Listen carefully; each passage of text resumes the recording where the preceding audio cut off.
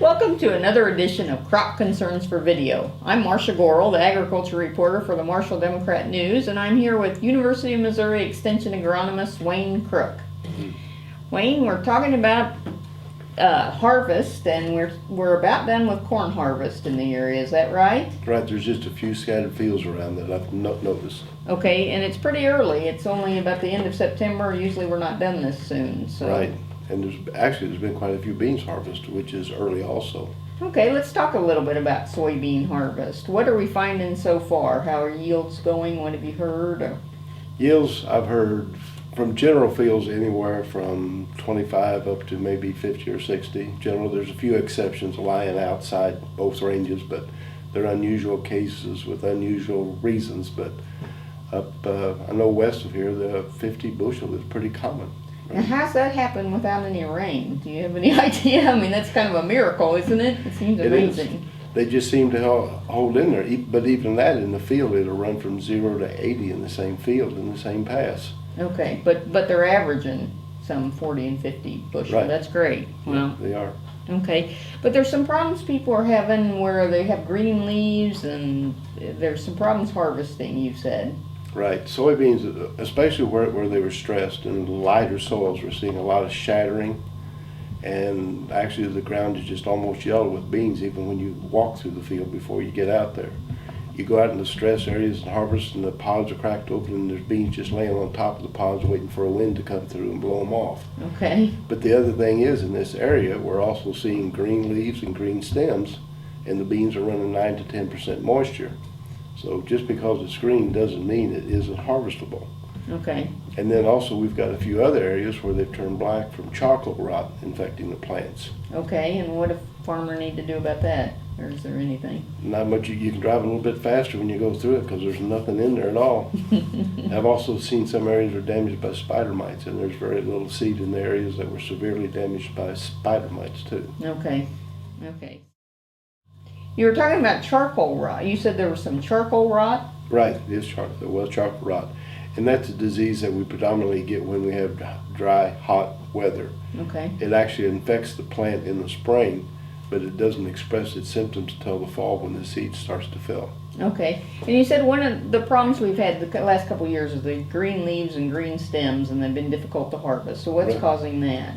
Well, the plant makes carbohydrates to fill seed. When there's no seed on the plant, then the carbohydrates and the nitrogen stays in the leaves and keeps it green, and it just doesn't mature because it doesn't have any place to go with the sugars. Okay. All right. So more fun in harvest time. But Right. It sounds like it's not as bad as it could be. So No, it could always be worse, no matter how bad it is. Well, we were talking about corn earlier, and I know a lot of people stored their corn in a bin. Right. With warm weather coming up, apparently unusually warm weather, what are some of the problems people need to look at about their corn that's in the bin right now? Yeah, the weather forecast this morning called for 10 to 15 degrees above average for the next week or two. And if your moisture has a fairly high moisture level, maybe even 15 or 16 in there, with that high temperature, you've got a lot better chance of problems with insects and diseases developing, especially molds. Okay. If there was any mold on the corn when you put it in there, it may not have been noticeable, but if it gets a chance to reproduce and grow, it may become noticeable when you take it out. Aflatoxin is one of the molds we're talking about. Aflatoxin or just the general ear rots in there too. Okay. Any kind of mold, it will do Okay. that. So a farmer needs to check and... Check it. If you ever get a chance, make it cool it down, put some air on it, try and blow it down. 13 to 13 and a half would be better just to control the insects and mold. Okay. You said you've had some phone calls about people wanting to graze their volunteer corn, the corn that's coming up, I guess, in their corn stalks after they harvest it. Right. Is that? And you talked a little bit about there might be some problems with that. Can you tell me about that? There's some people have got some really tall corn. I saw some volunteer corn yesterday 2 foot high. Wow. They got started early harvesting, I guess. Right. But because of the lack of hay and grazing that's available in poor pastures, people want to graze this. They had done some exams of some actual fresh plants just coming up, not the stalks that there, but the new green plants. Mm-hmm. And they were running 0.5 to 0.7% nitrate, which could be a problem. Okay. Same thing, farmers are thinking about baling some of that green stuff if they're short of hay. they still need to check for nitrates if they're gonna do it with that stuff, because especially if they had a really short corn crop. Okay, so they need to make sure, because nitrates, of course, I think some cattle down in South Missouri died eating some nitrate hay, or, Yeah, and there was some over in Eastern that got it just because eating the stalks too died. oh wow. So, okay, more fun with the drought. Yes. So, well, one of the things you talked about in one of your columns that you do for the Democrat News is cover crops. Right. And there's been more interest in cover crops the last couple of years, kind of helping with fertilizer costs and that sort of thing. And soil erosion. Can you tell me about some of the things that you've learned about the cover crops? What are some suggestions? What kind of cover crops people can use? Cover crops it's something that's been around a long time. Right. And more people is trying to use them now because it's a fairly cheap way to make a more efficient use of their fertility, control erosion, control weeds. That's another one, to build up the general soil health. So over time, your general soil health is in a better condition to use whatever nutrients you do put in there and whatever plants. Right. And we've had several farmers that haven't even considered before that are doing it this year. I know several farmers around been doing it for 5 or 10 years. I never knew they did it. Right. But it can be used as a way to till your soil. Some of those plants will put roots down 2 or 3 foot and break up any compaction. But the one main thing they do is they'll take nutrients that are deep in the soil and bring them back up to the surface of the soil. Before, when you really didn't have any way to get any use out of them, this way the nutrients are up at the top of the soil to where the plants can use them.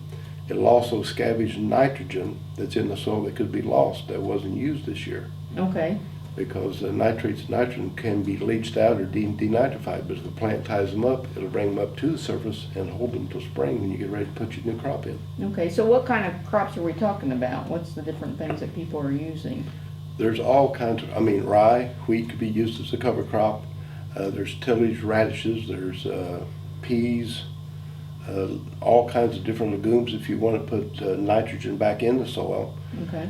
The main thing to do is to figure out what you want to do with the cover crops, and then see which plants will do that will do what you want to do. Okay.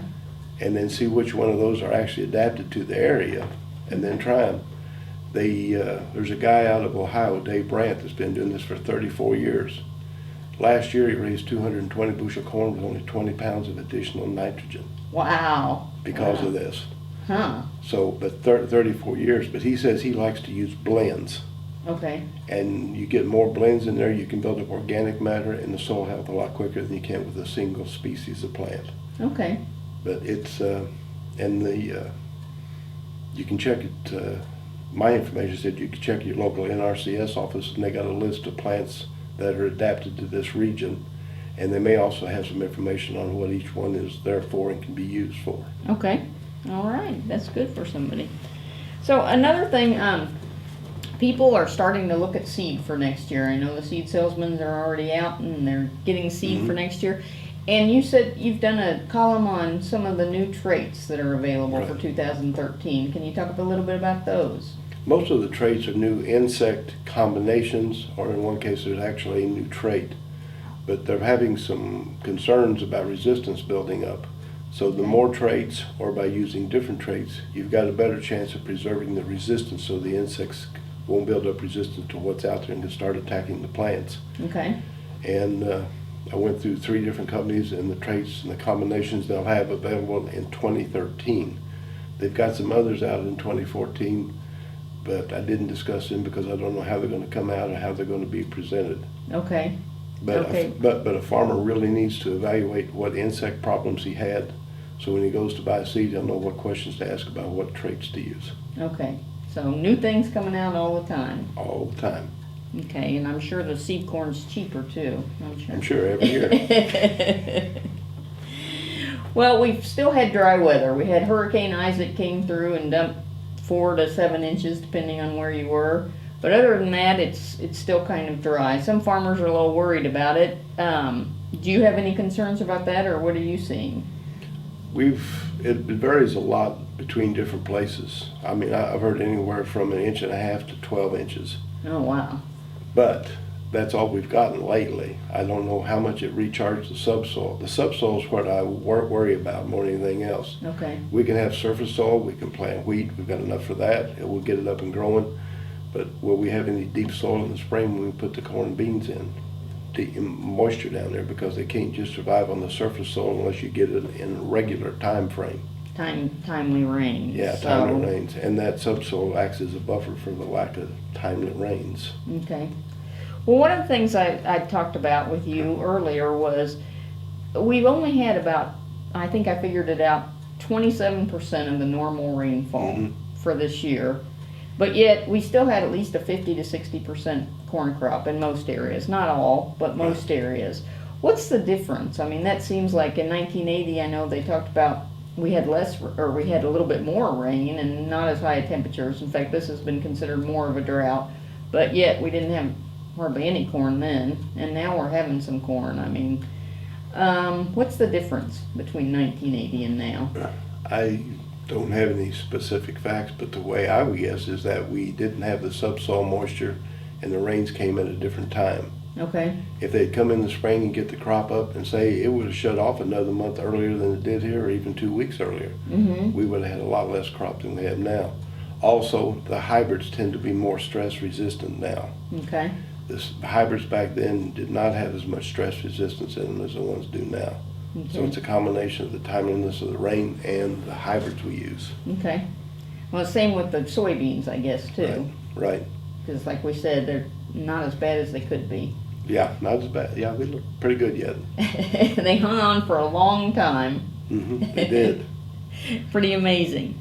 Well, thank you very much, and I want to thank Central Missouri Agri-Service for sponsoring our video, and thank you to Wayne for being here, and thank you to our videographer, Sarah Reed, for her help. This is another Crop Concerns for Video. Thank you.